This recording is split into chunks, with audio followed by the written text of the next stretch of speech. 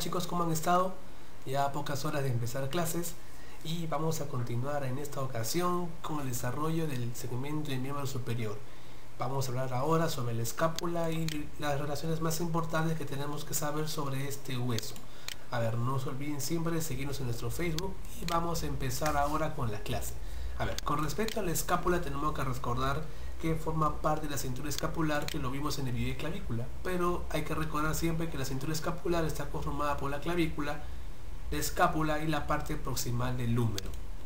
A su vez también la escápula va a formar parte de la región escapular, siendo más exacto va a formar parte de la matriz ósea de dicha región escapular y también va a formar parte ósea de la fosa axilar. Recordamos un poco los límites de la región escapular, que van a ser los siguientes: van a ser un límite superior que va a ser el borde superior de la escápula, que viene a ser un límite inferior que viene a ser el borde inferior del músculo redondo mayor, que más o menos se inserta a este nivel, un límite medial viene a ser el borde medial de la escápula y un límite lateral viene a ser una línea imaginaria que me une el acromion de la escápula con la tuberosidad deltoidea, que lo voy a ubicar en la diáfisis del húmero. Todo ese espacio va a comprender la denominada región escapular. Y la fosa axilar tenemos que recordar lo siguiente, que va a tener una forma de una pirámide truncada, es decir, no es una pirámide regular, que va a tener un vértice, una base y va a tener paredes.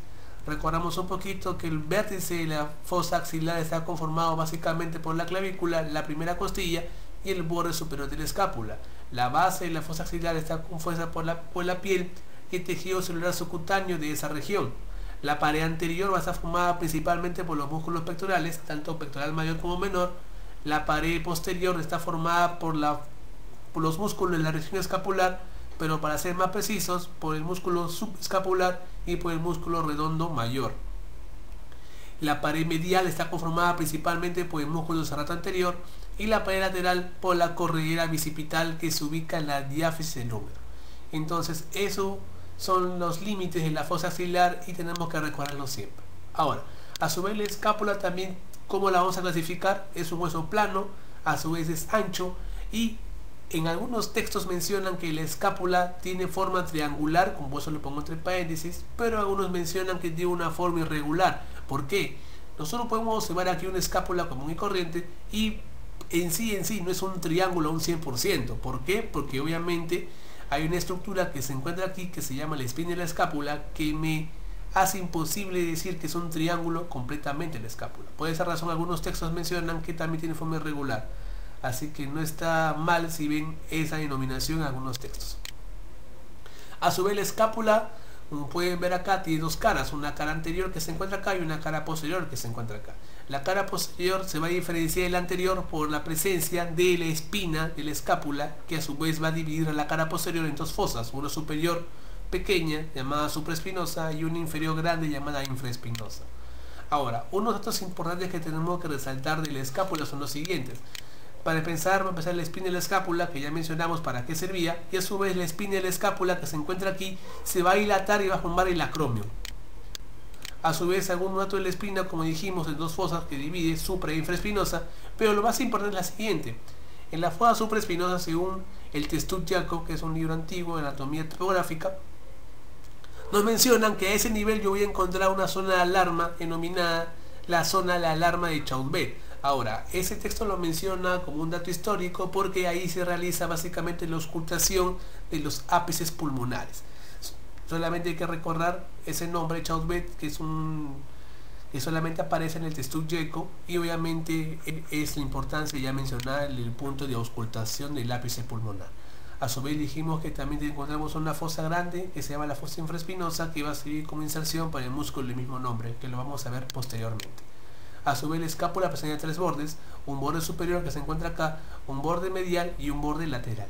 Cabe resaltar que para ubicar el borde lateral tenemos que ubicar a esta estructura denominada cavidad glenoidea para poder diferenciar los bordes. Este es lateral, esto es medial y este es superior.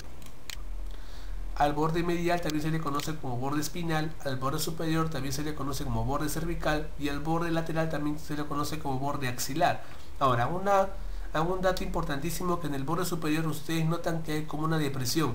Esta depresión que estoy marcando aquí con el puntero se denomina la escotadura coracoidea y por la cual van a pasar estructuras muy importantes que la vamos a mencionar en el transcurso de la charla. Dijimos también que el borde medial, o también llamado borde espinal, hay que recordar que es el que tiene mayor longitud de los tres bordes de la escápula y va a ser mayormente palpable. Ahora, ¿qué pasa por ejemplo a este nivel? Por ejemplo, hay una patología denominada escápula alada que viene a ser por parálisis del músculo serrato mayor o rara vez por el músculo trapecio. Y ahora es importante mencionar esto porque para nosotros poder diferenciar una escápula alada en solamente a simple vista tenemos que ver que el borde medial de la escápula se encuentre por encima, es decir, acá yo tengo los bordes mediales ubicados a la misma altura y una escápula alada sería básicamente el borde medial de esta escápula, un ejemplo, que esté mucho más arriba, más o menos para poder diferenciarla a simple vista. Otra estructura que tenemos que recordar aquí es la apófisis coracoides, que es la que se encuentra aquí. La apófisis coracoides se ve mucho mejor en la cara anterior de la escápula, también se puede ver en su cara posterior, pero se ve mucho mejor aquí en la cara anterior. En esta apófisis coracoides tenemos que recordar que se van a insertar músculos y ligamentos, que lo vamos a ver más tarde, y que es importante recordar porque son motivos de pregunta en los exámenes. A su vez, el territorio de la escápula va a comprender desde la segunda costilla hasta la séptima costilla, como dice la literatura, y tenemos que recordar dos cosas. La escápula se relaciona con dos articulaciones, es decir, va a formar dos articulaciones. La primera articulación que va a formar es la articulación acromioclavicular, que la vimos en el video de clavícula, que es de tipo sinovial, género artrodia. Y la segunda articulación que está involucrada en la escápula principalmente es la articulación glenohumeral, o también conocido como la articulación del hombro. Ahora, esa articulación glenohumeral es de tipo sinovial, género en artrosis, es decir, casi cumple con la mayoría de todos los movimientos. Y aquí podemos observar lo siguiente. Acá tenemos la cavidad glenoidea de la escápula que se va a unir a la cabeza del húmero. Ahora, existen medios de fijación importantes en esta articulación que son los siguientes. El principal medio de fijación en reposo es este que estoy señalando aquí, que se llama el ligamento transverso del húmero, y tiene como función básicamente fijar el tendón de la porción larga del bíceps braquial que se va a insertar en el tubérculo supraglenoideo de la escápula. Ese ligamento transverso del húmero viene a ser el principal medio de fijación de la articulación glenohumeral en reposo. Ahora, cabe resaltar que también existen otros medios de fijación importantes, como los ligamentos glenohumerales, que van a ser tres: superior, medio e inferior, que van a reforzar la articulación glenohumeral en movimiento. Así que esos dos datos importantes quiero que tengan siempre en cuenta. A su vez, la escápula forma parte de un triángulo denominado triángulo de la auscultación, y nosotros lo podemos evidenciar aquí. El triángulo de la auscultación, chicos, se ubica principalmente aquí. Nosotros podemos observar acá un triángulo formado por lo siguiente. El límite lateral del triángulo de la auscultación viene a ser el borde medial de la escápula, básicamente su parte distal o su parte inferior. El límite medial del triángulo de la auscultación viene a ser el músculo trapecio, y el límite inferior del triángulo de la auscultación viene a ser el borde superior del músculo dorsal ancho. Entonces, esos son los límites del triángulo de la auscultación y está involucrado lógicamente la escápula en su borde medial. Ahora, vamos a hablar ahora de la cara anterior de la escápula. Acá la tenemos. Esta cara anterior se va a caracterizar básicamente porque presenta una gran fosa denominada fosa subescapular que va a servir como inserción para el músculo del mismo nombre. A su vez dijimos que en la cara anterior se podía evidenciar muy bien la apófisis coracoides, y aquí también se puede ver muy claramente la escotabula coracoidea que ya mencionamos en el slide anterior. Ahora, quiero que ustedes fijen esta imagen y vamos a delimitar algunas cosas. La escápula tiene tres ángulos: un ángulo superior, un ángulo inferior y un ángulo lateral, que es todo esto que está aquí. A su vez presenta un subángulo más que se llama el ángulo acromial. Entonces, principalmente tiene tres ángulos: superior, inferior y lateral. A su vez tiene tres bordes: un borde medial, un borde lateral y un borde superior. Ahora, quiero que fijen bien la imagen porque aquí está el esquema de la imagen. Dijimos que tenía un ángulo superior, un ángulo inferior. Es importante aquí porque en este ángulo inferior se van a insertar pequeñas fibras de dorsal ancho, que lo vimos en el triángulo de la auscultación. Este dorsal ancho principalmente va a ser inervado por el nervio tóraco dorsal, que es rama del cordón posterior del plexo braquial, y cuyo origen radicular viene a ser de C6, C7 y C8 respectivamente. A su vez tenemos que mencionar aquí los bordes que ya mencionamos, y sobre todo el borde medial. ¿Por qué? El borde medial de la escápula en la cara anterior sirve como inserción para el músculo serrato anterior o también denominado serrato mayor. Este músculo serrato mayor tiene como inserción, ya mencionamos, en la cara anterior de la escápula, en su borde medial, y a su vez va a ser insertada en las costillas, principalmente la primera a la novena costilla. Su inervación va a ser por el nervio torácico largo o también denominado de Charles Bell, cuyo origen radicular es C5, C6 y C7. Y obviamente la lesión de este Charles Bell va a conllevar a una parálisis de serrato anterior y me ocasiona un cuadro de escápula alada. A su vez tengo el borde lateral de la escápula y acá tengo la cavidad glenoidea. En la cavidad glenoidea yo voy a encontrar dos tubérculos, uno superior y uno inferior. En el tubérculo superior, denominado supraglenoideo, se va a insertar la porción larga del músculo bíceps braquial, que lo vimos en el gráfico anterior, cuyo tendón era fijado por el ligamento transverso del húmero. En la parte inferior yo voy a encontrar al tubérculo infraglenoideo, que sirve como inserción para la porción larga del músculo tríceps braquial, que se va a insertar a ese nivel. Luego tenemos el acromio, que dijimos que era la dilatación de la espina de la escápula, que se podía ver dicha espina en la cara posterior de la misma, o sea de la escápula, y presenta una pequeña rugosidad para la inserción del ligamento coracoacromial. Ahora, la apófisis coracoides dijimos que era motivo de pregunta en casi todos los exámenes. Ahí se van a insertar estructuras, principalmente ligamentares y musculares. Las estructuras ligamentarias van a ser tres principalmente. Van a ser los ligamentos coracoclavicular, el ligamento coracohumeral y el ligamento coracoacromial. Entonces solo son esos tres ligamentos que se insertan a ese nivel: coracoclavicular, coracohumeral y coracoacromial. Algunas características: el ligamento coracoclavicular, recuerdan que el video de clavícula era formado por la unión de dos ligamentos, el ligamento trapezoideo y el ligamento conoideo. El ligamento coracohumeral, según la literatura, mencionan que de ese ligamento van a derivar los glenumerales, que dijimos que van a fijar la articulación del mismo nombre, o sea, glenumeral, en movimiento.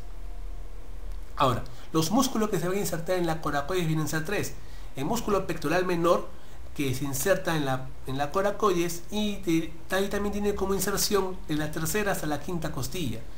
También se inserta a ese nivel la porción corta del músculo bíceps braquial y el músculo coracobraquial. Entonces son esos tres músculos que se insertan en la coracoides, y también se insertan tres ligamentos que ya lo mencionamos hace un segundo. A su vez dijimos que la mayor característica de esta cara anterior era la fosa subescapular, que sirve como inserción para el músculo del mismo nombre. Este músculo subescapular tiene como inserción final el tubérculo menor del húmero, o también denominado troquín. Su función de este músculo subescapular viene a ser rotador interno, y la inervación viene a ser dada por los nervios subescapular superior e inferior, que provienen del cordón posterior del plexo braquial y cuyo origen radicular es C5 y C6 respectivamente. Es decir, ambos nervios tienen el mismo origen radicular, C5 y C6. Bueno, ahora vamos a hablar de la cara posterior de la escápula, y recordamos que la mayor característica de ese nivel era la presencia de la espina. Ahora, aquí tenemos, para recordar los bordes y los ángulos, y vamos a hablar solamente por ahora de la espina de la escápula. Esta espina tiene dos labios: un labio superior que sirve de inserción del músculo trapecio, que proviene básicamente a nivel craneal de la protuberancia occipital externa y va a descender y se va a insertar en la clavícula y en la espina de la escápula que ya mencionamos. Y en el labio inferior va a servir como inserción para pequeñas fibras musculares, músculo deltoides, que también mencionamos que se inserta en la clavícula en el video anterior. Este músculo deltoides tiene como inserción distal la tuberosidad deltoidea, que se encuentra en la diáfisis del húmero, y recordar que es inervado por el nervio axilar. A su vez lo vamos a ubicar en el ángulo superior de la escápula y parte superior del borde medial, que va a servir como inserción del músculo angular del omóplato, o también llamado elevador de la escápula. Entonces la principal inserción de ese músculo angular del omóplato en la escápula viene a ser en su ángulo superior. Ahora, en el borde superior de la escápula tenemos la inserción de un músculo llamado el músculo homoyoideo. Este músculo forma parte de la familia de los músculos infrayoideos, que lo vamos a ver en la clase de cuello. Cabe recordar que la inervación del músculo homoyoideo viene a ser dada por el asa cervical. Ahora, nosotros dijimos en el slide anterior que el borde superior tenía como una depresión.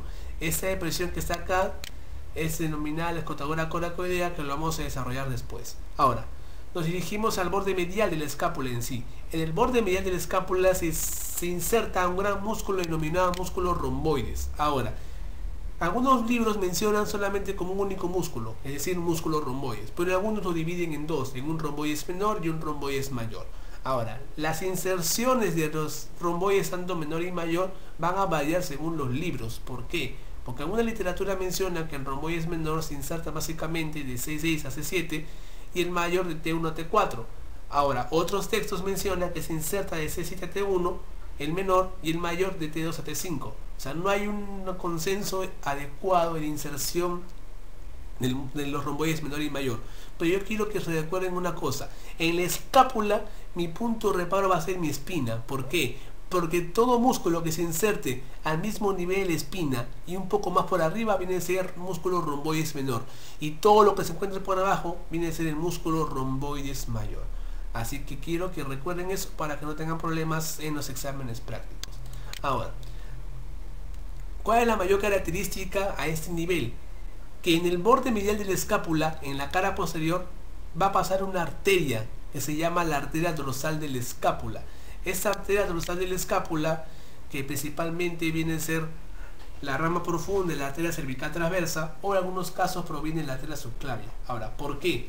Esta arteria dorsal de la escápula tiene mayor importancia porque te va a irrigar tanto al elevador de la escápula y a los músculos romboides. Entonces, si a ese nivel existe una arteria dorsal de la escápula, también existe un nervio que se llama igual, que es el nervio dorsal de la escápula.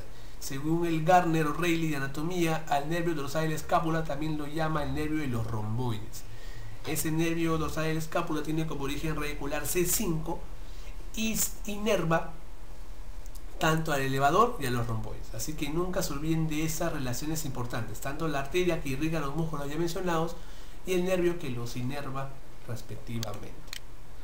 A su vez dijimos que la espina y la escápula me dividía en dos fosas desiguales, la supraespinosa y la infraespinosa. La supraespinosa sirve para inserción de músculo del mismo nombre, que va a tener como inserción final el tubérculo mayor del húmero, o también denominado troquíter.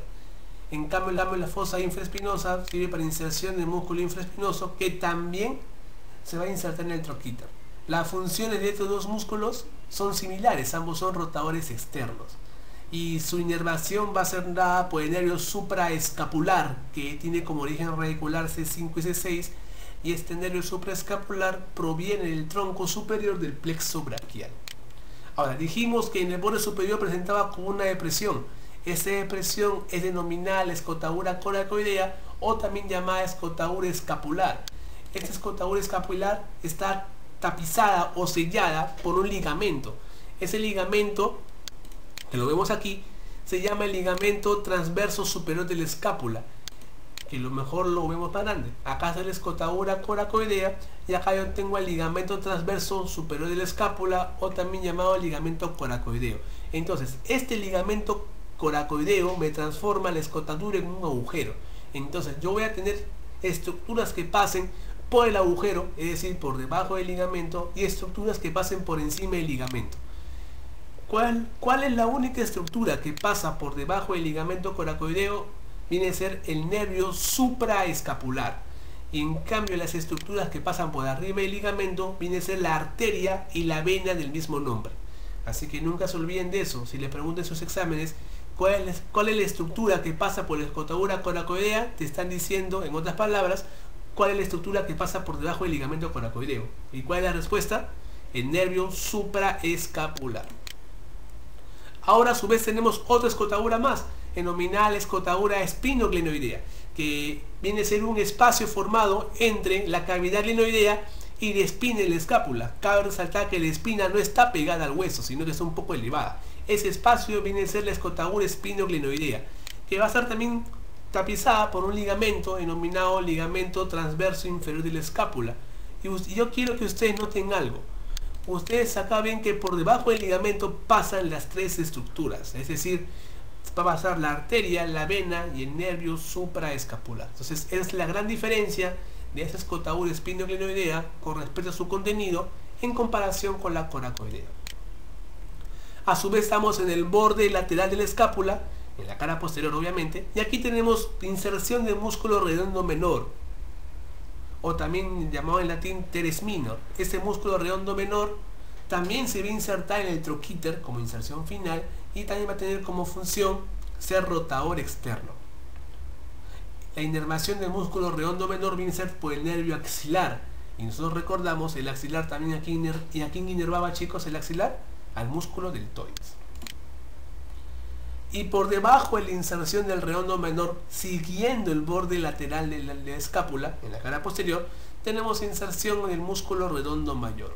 Este músculo redondo mayor va a tener como inserción distal el labio medial de la corredera bicipital y va a tener principalmente la inervación de este músculo redondo mayor va a ser dado por el nervio subescapular inferior, que tiene como origen radicular C5 y C6. Entonces, una manera de repaso, el músculo subescapular es inervado por ambos nervios subescapulares, es decir, nervio subescapular superior y subescapular inferior. Ambos nervios tienen como origen radicular C5 y C6. En cambio, el redondo mayor solo es inervado por el nervio subescapular inferior. Nunca se olviden de eso. Ahora, aquí ustedes notan un espacio. Ese espacio va a servir como es una impresión en sí en el hueso que sirve para el pasaje de una arteria, denominada la arteria circunfleja escapular. Esta arteria circunfleja escapular es rama de la arteria subescapular, que es a su vez proviene de la arteria axilar. Ahora, ¿por qué es importante? Porque ustedes observan que esta arteria circunfleja escapular pasa en medio de ambos músculos redondos. Entonces, aquí viene un reparo anatómico muy importante denominado el triángulo homotricipital. Entonces, si le preguntan a ustedes cuáles son los límites del triángulo homotricipital, son los siguientes. Número 1, el redondo menor. Número 2, el redondo mayor. Y número 3, la cabeza larga o porción larga del músculo tríceps braquial.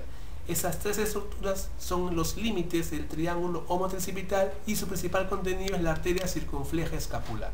Ahora, quiero que recuerden que el cuello del omóplato va a formar la escotadura espinoglenoidea. Eso nunca se olvide. Ahora, el cuello del omóplato a su vez fija la cavidad glenoidea a la escápula. Entonces, el cuello del omóplato tiene dos funciones. Número 1, forma la escotadura espinoglenoidea. Y número 2, fija la cavidad glenoidea a la escápula. Es como si fuera su piso de la cavidad glenoidea. Ya habiendo acabado el desarrollo de la cara posterior de la escápula, tenemos que mencionar ahora, o de manera de repaso, lo siguiente. Acá tenemos la escápula vista lateralmente y acá presenciamos con mayor claridad la cavidad glenoidea y aquí presentamos con mayor claridad la fosa supraespinosa. Como manera de repaso vamos a recordar. Acá tenemos el ángulo superior de la escápula que servía como inserción para qué músculo, chicos, para el angular del omóplato. El ángulo inferior que servía para pequeñas fibras del músculo dorsal ancho. El acromion, que era la dilatación de la escápula, de la espina, mejor dicho, la dilatación de la espina de la escápula, que aquí la tenemos. La fosa infraespinosa, la fosa subescapular y la cavidad glenoidea. Aquí podemos observar lo siguiente. Aquí tenemos el tubérculo supraglenoideo y acá abajo el infraglenoideo. Recordamos que aquí se inserta la porción larga del tríceps braquial y aquí la porción larga del bíceps braquial. Y en la coracoides, vamos a hacer memoria, se insertaban 3 ligamentos y 3 músculos. El ángulo superior otra vez señalado, el acromio. Obviamente acá dijimos que el ángulo acromial, y recuerden que en el ángulo acromial se encuentra la mayor cantidad de tejido esponjoso de toda la escápula. A su vez la espina presentaba dos labios, uno superior y uno inferior, que servía como inserción para el músculo trapecio aquí y el músculo deltoides a este nivel. Acá tenemos la fosa supraespinosa para inserción del mismo músculo denominado supraespinoso. El borde superior, que aquí sirve como inserción para qué músculo, muchachos, para el músculo omoioideo. Y acá tenemos la escotadura coracoidea, cuyo principal contenido, ¿cuál va a ser? El nervio supraescapular. Cabe resaltar que dijimos hace un segundo que el cuello y la escápula servía para dos cosas: formaba la escotadura espinoglenoidea, que es esta que está acá, todo este espacio, y a su vez fijaba la cavidad glenoidea al escápula. Aquí el acromion presenta una pequeña cavidad articular para la clavícula para formar la articulación acromioclavicular. Ahí está la escotadura espinoglenoidea, que en dicha escotadura, ¿qué pasaba? El nervio, la arteria y la vena supraescapular. Y bueno, aquí unos pequeños datos con respecto a la osificación. Por ejemplo, va a ser el acromio, que se va a terminar de osificar a la edad de los 20 años, la cavidad glenoidea también a esa edad. En fin, estos datos son sacados del Rouvier, los consideré prudente presentarlos, obviamente van a variar según los textos, pero solamente para que tengan una idea, nada más. Ahora, ya para finalizar la charla, vamos a hacer, como ya es costumbre, como hicimos en el video de clavícula, un resumen de la clase. Recordamos que aquí la escápula es un hueso plano, ancho y triangular. Algunos lo consideran irregular, como ya les mencioné el porqué. El territorio según la séptima costilla, y siempre la escápula sigue una regla. Recuerden siempre 3 números, 1, el 2 y el 3. ¿Por qué el 1? Porque solamente tenemos una espina de la escápula que tiene 2 labios, superior que es el trapecio, inferior el deltoides, un acromio, obviamente. Este acromio sirve para formar la articulación acromioclavicular, que dijimos que era tipo sinovial generoartrodia, una coracoides, que se insertaban 3 músculos, 3 ligamentos, y una cavidad glenoidea, que va a formar parte de la articulación glenohumeral, que generalmente es de tipo sinovial género en artrosis. Ahora, según los textos mencionan que las articulaciones de género en artrosis son las que hacen casi todos los movimientos, y principalmente la circunducción. La circunducción, ustedes recordarán, está formada principalmente por 4 movimientos: la flexión, la extensión, la abducción y la aducción.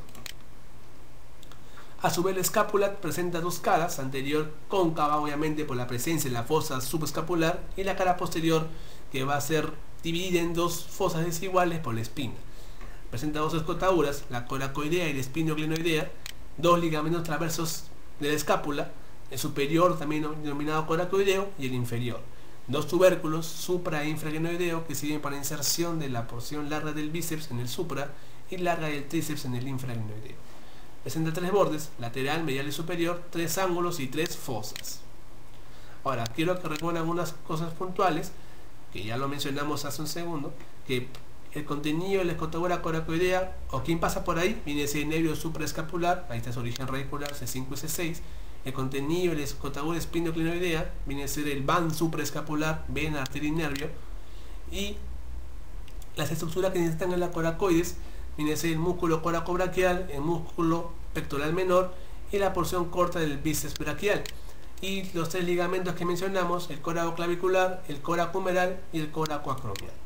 Bueno chicos, espero haberles ayudado en algo con esta pequeña charla de escápula. No se olviden siempre de cualquier cosa, mandarnos un inbox a nuestro grupo, o en su defecto, si tienen alguna pregunta, los invitamos a formar parte del grupo del Facebook denominado Pregúntale Atlas, y ahí podemos solucionar las dudas que ustedes deseen. Ahora, siempre recuerden esto, que a veces uno tiene muchos problemas, muchas dificultades en la vida, y siempre recuerden que ante las adversidades y cuando creas que no hay solución para los problemas, ya sea emocionales, académicos, etcétera, lo que uno no puede pensar, siempre recuerdan que nosotros tenemos todo el mundo en nuestro interior, en nuestra mente y en nuestro corazón.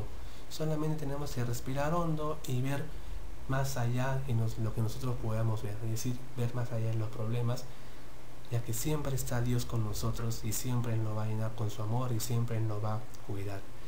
No hay un mejor amigo que Dios, no hay un mejor amigo que Jesús, que siempre va a estar ahí en nuestro lado para llenarnos de fuerza y de amor en los momentos más difíciles de nuestras vidas. Muy bien chicos, muchas gracias y espero volverlos a ver algún día. Nos vemos y chao muchachos, cuídense.